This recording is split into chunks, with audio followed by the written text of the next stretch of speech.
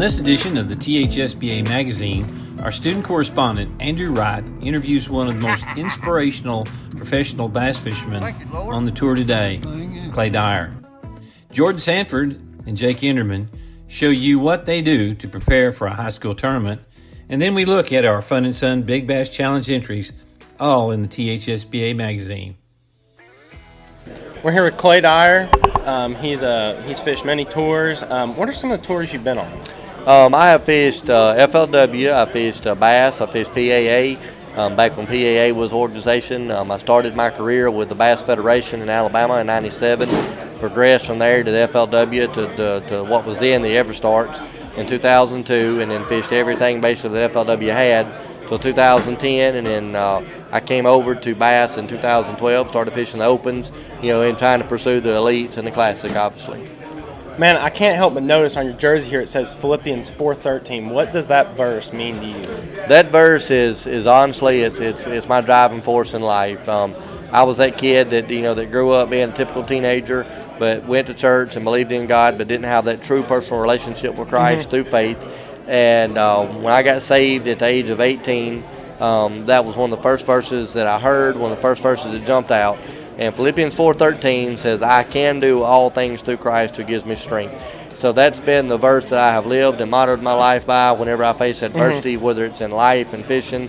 I realize that through Christ, He gives me the strength to overcome whatever I may face. Man, you've overcome a lot, but it's really impressive, your story. I mean, it's driving for people like us who love to fish and to see what you've accomplished. Now, we're approaching that time. These fish they're about to make their move up. They're going to be on brush piles, creeks. They're moving up. They're going to do their thing. And how do you approach this time of year? The first thing I do, Andrew, when I put in the water for a tournament, I look at the water temperature and the moon phase, and obviously the frontal conditions. But main thing is water temperature and moon phase. And if it's not quite right yet from the bed, then I start out by fishing points, channel swings that are close to the spawning areas, and where the fish are going to set up on the feed up before they come in to spawn. Looking for any kind of brush, any kind of boat docks or rock they can set up on.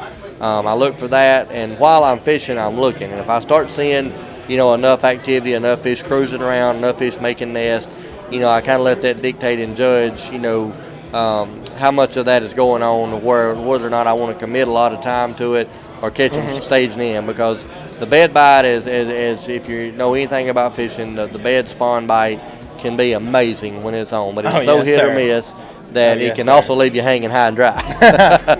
Well, man, thank you so much for your time. Thank you, buddy. Hopefully to talk to you soon later, and thank you for talking to us. Thank you, buddy. God bless you, man. Thank you. You too, man. Hey y'all, my name is Jordan Sanford, and today I'll be showing y'all how I prepare for a tournament in advance.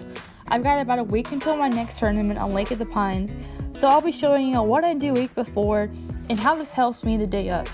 So without further ado, let's get started. Alright, a week before the tournament, I usually like to text my captain and see what our game plan is for that day, what he's going to have tied on, what I need to have tied on, and just kind of get my mindset ready for that Saturday.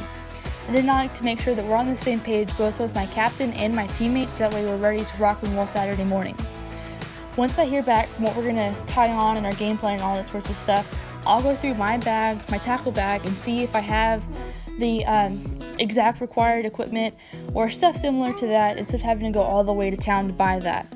Usually I like to go through my rods that I have and see if my line is in good quality, doesn't have any nicks, cuts, flares, anything that needs to be replaced. And usually for my stuff that you can see here, I like to use a Seaguar and Vizex 15-pound test strength or stronger, depending on what I'm going to be tying on, just to make sure that I'm carrying what I feel is best for myself and my setup.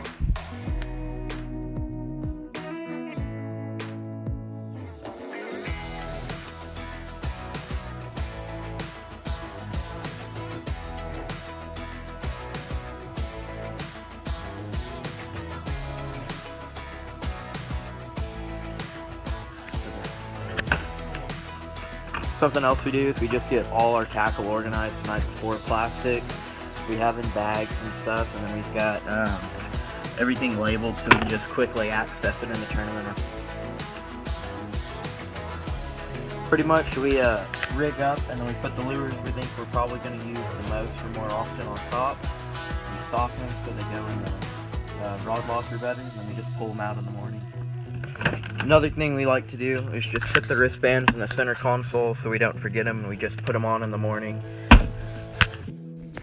Thanks to Jordan and Jake showing us that there's a ton of preparation that goes into any bass tournament, and being prepared will equal pounds at the weigh-in. We have a number of big bass entries this month in the Fun and Sun Big Bass Challenge. February is known as the time when the biggest bass in the lake show up to spawn. Our first entry is Will Emmert. Will and his partner stroke football jigs to catch some good quality largemouth on a ridge in early spring.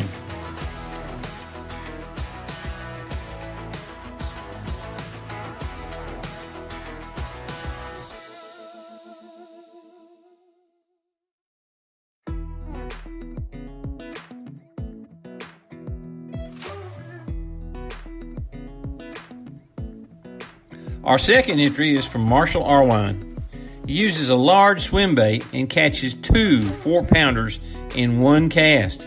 You'll notice that both fish literally pull the kayak he's in towards them.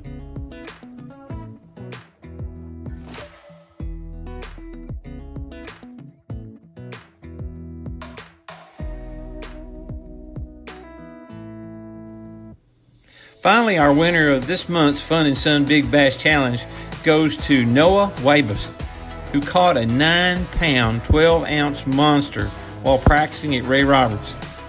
Note, you don't have to have a big bass boat to catch big bass. Noah will receive a $100 Fun and Sun gift card. Marshall will receive a gift card from Academy, and Will will receive a Strike King tackle pack.